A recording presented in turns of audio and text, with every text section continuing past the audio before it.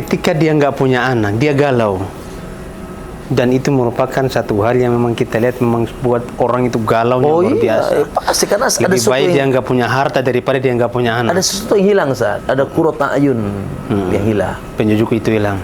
Nah, masalah yang timbul ketika dia punya pusing, yang menjadi masalah orang tua. Iya, terkadang orang tua berpikir, bagaimana bisa saya didikin anak biar dia jadi amal soleh setelah saya meninggal dunia. Ya, judul poligaminya pada nggak ngantuk kan. Pas bangun bab tanggung jawabnya ngantuk semua. Ingat loh, ente akan ditanya nih, kacamata jadi tanya. Gimana istri dua loh? Istri satu aja tanya. Ingat, harus siapkan jawabannya. Makanya pesantren itu sekarang solusi.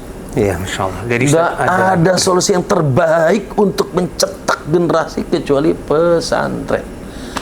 Kalau Anda nggak mampu bimbing sendiri di rumah,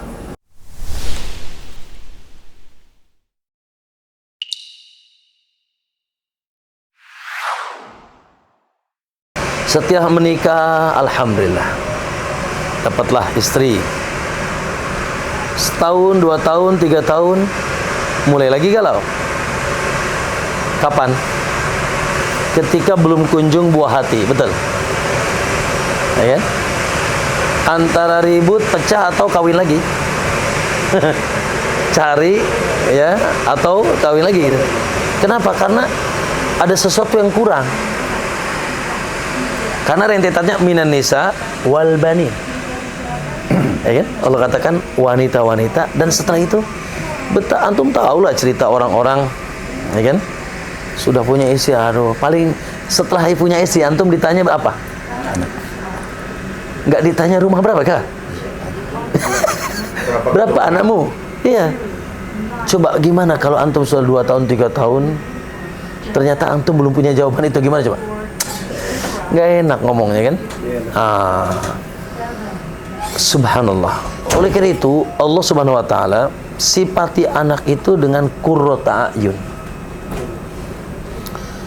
Ya, Rabbana hablana min azwajina wa dzurriyyatina qurrata ayun. Allahu akbar. Dan memang lihat, siapa namanya Ustaz? Fatih, Fatih ini namanya. Iya. Allah kan.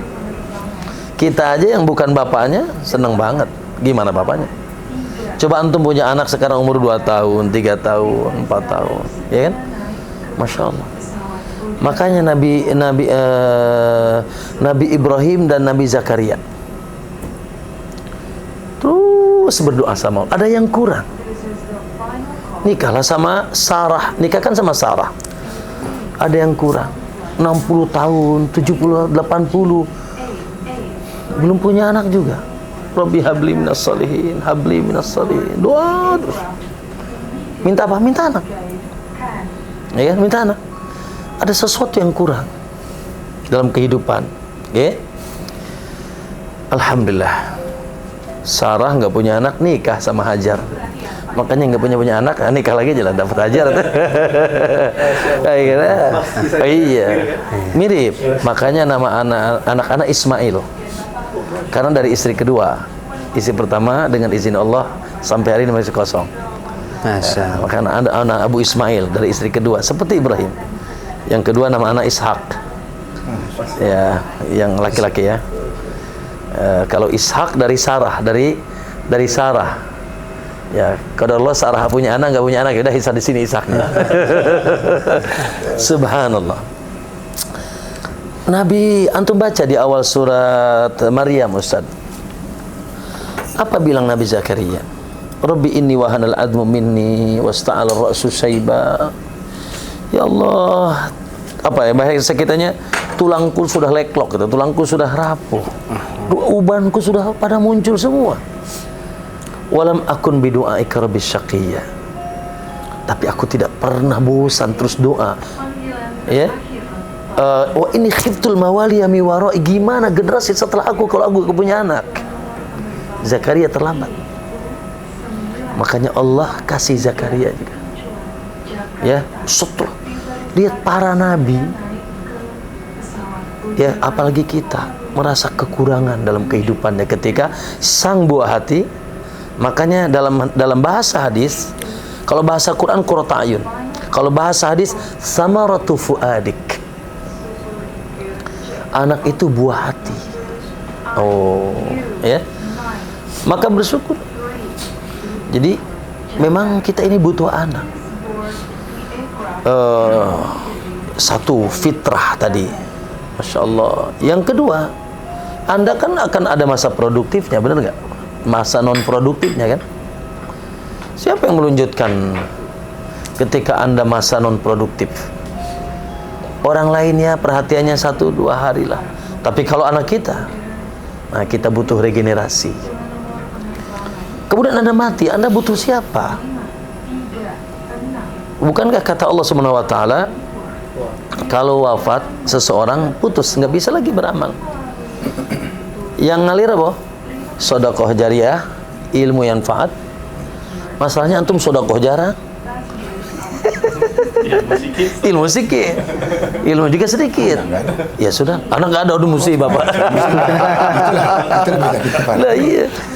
Ya, Ustaz, ada satu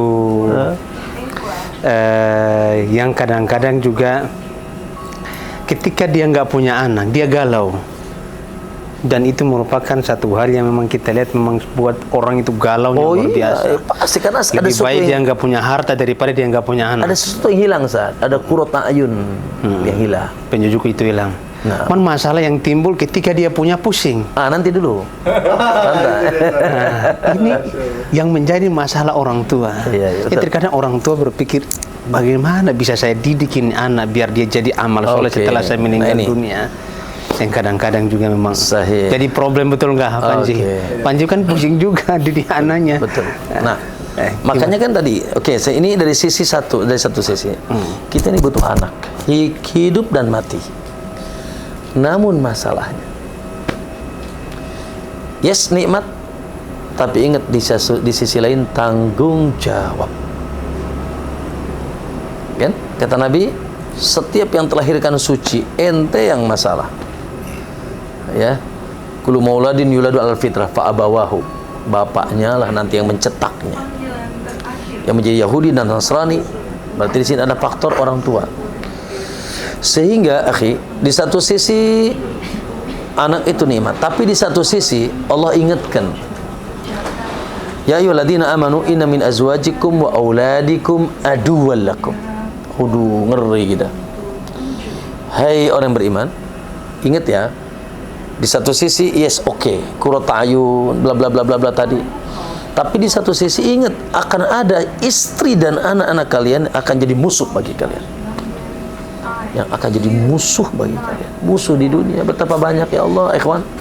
Anak pernah ngelihat anak bawa-bawa golok mau bunuh anak bapak. Serius.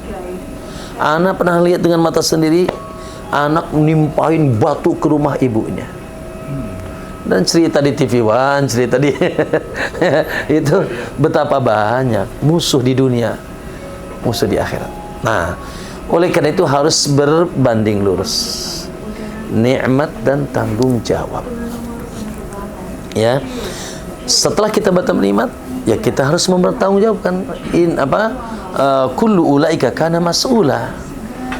Ya, iyalah semuanya ini aja kan kita ini minum kan apa? Nikmat kan?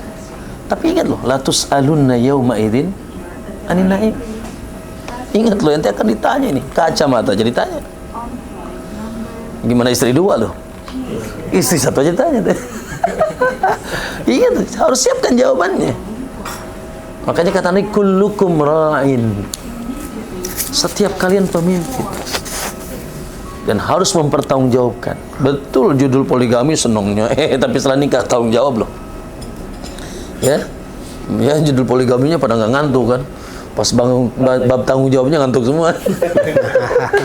Iya, termasuk anak juga. Maka harus berbanding lurus, harus kita tahu di satu sisi anak itu bisa jadi musuh kita, istri juga demikian. Makanya Allah katakan ku anfusakum wa ahlikum nar. Ya, tugas kita setelahnya bagaimana kita menjaga anak kita dari api neraka. Dan hari ini Allah, tugas ayah luar biasa. Karena zaman semakin Dulu kita Nokia cap lempar anjing kan. Mau cari internet kita harus ke warnet jauh dah. Gitu. Mau telepon aja kita ke ke wartel. Sekarang ya Allah, bayi 2 tahun sudah main game. Kan musibah. Tanggung jawabnya lebih besar. Nah, oleh karena itu bagaimana Ustaz? Yang pertama, jangan lupa teruskan doa. Ya, Rabbi habli minas sholihin, Allahumma inni as'aluka dzurriyyatan thayyibah. Diajarin sama Allah di akhir surat Al-Furqan. Allah sebutkan sifat wa ibadur rahman, kata Allah di antara sifatnya walladzina yaquluna rabbana hab lana min azwajina wa dzurriyyatina qurrata a'yun. Itu di antara sifat hamba Allah. Senantiasa mereka memanjatkan rabbana hab lana min azwajina wa dzurriyyatina qurrata a'yun. Satu, berdoa. Yang kedua, entenya harus soleh. Mimpi kali anak suruh ke masjid, entenya ngerokok nonton TV. Entenya harus soleh. Makanya kata Ibnu Katsir dalam surat Al-Kahfi, ya, ketika ada seorang yang siapa itu? Khidir, Nabi Khidir bangunkan tembok. Ya, lalu Nabi Musa nanya, karena waktu itu nggak minta upah. Lalu kata Khidir, nanti aku jelasin, ya kan? Ternyata tembok rumah itu milik 2 anak yatim. Apa kata Nabi? Kata Allah, wa kana abuhuma salihah. Dulu kedua orang tuanya soleh nih anak yatim. Maka kata Ibnu Katsir, hada dalilun anna salahul aba yu'assiru fi salahil abna. Ini dalil bahwasanya kesolehan abah sangat berpengaruh kepada kesolehan anak. Jadi maaf ya, kadang-kadang anak kita bandel, entenya bu bandel kali, ibunya bandel kali. Nah ya, jadi kitanya harus soleh. Soleh di atas 2, kekuatan agama dan kekuatan amal. Kemudian yang ketiga, nah ini sekarang, Masya Allah, safety-nya adalah dari dasar, ya, kita berikan fondasi agama yang kuat. Makanya maaf ya, antum tuh pengen anak soleh ketika sudah nikah apa sebelum nikah? Yes, betul. Gimana caranya? Kata Nabi SAW, ya, dalam sebuah hadis, takhayyaru linutfikum wa ankihul akiffa. Pilihlah calon wadah mani kalian dan nikahilah wanita suci. Oke, saya ingin tanya, pilihlah calon wadah mani kalian. Mani itu buah apa? Benih apa? Benih anak. Jadi mikir anak soleh dari semenjak nikah. Kenapa? Benih yang suci, soleh, tempat yang bagus. Dan nanti ketika dia lahir, al-ummu madrasatun idza a'dadtaha a'datta syi'ban tibal a'raqi. Ibu itu madrasah pertama. Orang tua madrasah pertama. Ibu khususnya. Maka kita sudah mikir anak soleh dari semenjak sebelum menikah. Ustaz, aku sekarang sudah dapat istri tapi kurang soleh. Jadi gimana tuh? Cari lagi. Jangan berarti, langsung begitu dong. Berarti ujung-ujungnya harus 2 ini. Enggak. Enggak, jangan situ. Ajak ngaji. Oke dah, ya. Nah, kemudian ya. Lalu setelah itu, nah, apa lagi? Qudwah hasanah. Ini qudwah hasanah. Ini penting banget, akhi. Ya. Qudwah hasanah. Anak kita kadang kita maaf ya, kita lagi sholat tiba-tiba dia ada samping kita, masih kecil. Kita lagi baca Quran, dia ngambil buku, dia baca gini. Karena memang anak ingin tanya, proses transformasi ilmu itu yang pertama kali dengan bukan pemahaman. Wallahu akhrajakum min butuni ummahatikum la ta'lamuna syai'an wa ja'alakum as-sama' wal absar. Allah keluarkan kalian dari perut ibu-ibu kalian dalam keadaan nggak tahu apa-apa. No. Lalu Allah berikan media transformasi ilmu, as-sam'a wal absar. Bukan hati, nggak memahami. Dengar dulu. Bapaknya suka goyang dompet. Kan? Tapi bapaknya suka Quran. Bapaknya suka gapleh, dilihat juga. Bapaknya juga suka qudwah hasanah. Makanya madrasah, jadilah Anda madrasah pertama bagi anak Anda. Ya. Lalu tentunya subhanallah, setelah mulai menganjak dewasa, semakin dikuatkan hari ini, semakin dikuatkan kekuatan ilmunya. Ya. Anak itu butuh 3 lingkungan. Lingkungan sekolah, lingkungan rumah, lingkungan tempat tinggal, antum berikan konsumsi. Makanya kata para ulama, ikhtiyarud jar qabla dar. Ikhtiyarud jar qabla dar. Ente kalau mengambil rumah, pilih calon tetangga dulu, jangan rumah dulu. Siapa tetangganya? Tetangganya alay semua, bahaya, ya kan? Tetangganya di sini gereja, di situ apa bar, di situ musibah. Yang ketiga, lingkungan sekolah. Dan subhanallah, hari ini saya ingin tanya, kenapa di Saudi nggak ada pesantren? Nggak ada Saudi pesantren kayak kita Riyadus Shalihin apa mana, Luqman Hakim itu. Nggak ada Saudi pesantren, nggak ada pesantren. Kenapa? Karena lingkungannya sudah pesantren. Di Madinah nggak ada orang goyang dompet, musik apa, wanitanya buka wajahnya atau apalagi buka leher apa, nggak ada. Nggak butuh pesantren, lingkungan sepesantren. Tapi di negeri kita ya butuh lingkungan, ya. Maka butuh lingkungan, rumah kondusif, masyarakat kondusif. Nah, yang tidak kalah penting lingkungan pendidikan. Kenapa sekarang?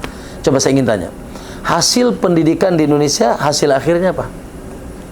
SMP SMA, hasil akhirnya coret-coret baju pakai pikok, pakai pilok. Itu hasilnya. Ya kan? Ketika lulusan tuh ngotrek, corek baju, bahkan ada sedikit yang sabu-sabu, maaf bersih. Naudzubillah. Nah, oleh karena itu, ketika kalau Anda mampu mendidik anak Anda sendiri, is okay. Dan itu yang gagah. Tapi ketika Anda tidak mampu, judulnya tetap harus pendidikan, ya, ini sebagai safety. Nah, berikanlah lingkungan yang sekolah yang baik. Makanya pesantren itu sekarang solusi. Iya, Masya Allah. Jadi nggak ada solusi yang terbaik untuk mencetak generasi kecuali pesantren. Kalau Anda nggak mampu bimbing sendiri di rumah, masukin pesantren. Tapi tentu saja kita cari pesantren yang sunnah, pesantren yang akidah lurus, bla bla dan seterusnya. Alhamdulillah, ya, itu barangkali ya, sehingga kita bahagia dunia akhirat dengan anak-anak kita. Akhi, apa sih endingnya? Sedikit lagi. Endingnya adalah walladzina amanu wattaba'athum dzurriyyatuhum biimanin alhaqna bihim dzurriyyatuhum wa ma alatnahum min amalihim min syai'. Orang yang beriman akan rombongan Allah masukkan ke dalam bersama keluarganya. Jannatu adin yadkhulunaha wa man shalaha min abaihim. Surga Aden sudah kami siapkan. Siapa sah? Wa man shalaha min abaihim wa azwajihim wa dzurriyyatihim. Bersama semua yang soleh-soleh, bapaknya, kakeknya, istrinya, suaminya, maksudnya kita harus punya progres dan punya semangat rombongan masuk surga. Rabbana atina fid dunya hasanah wa fil akhirati hasanah. Kita dan keluarga kita. Namun tentunya prosesnya butuh sungguh-sungguh, butuh continue dan butuh ya doa kepada Allah. Iya. Itu aja dah. Ustaz Badar.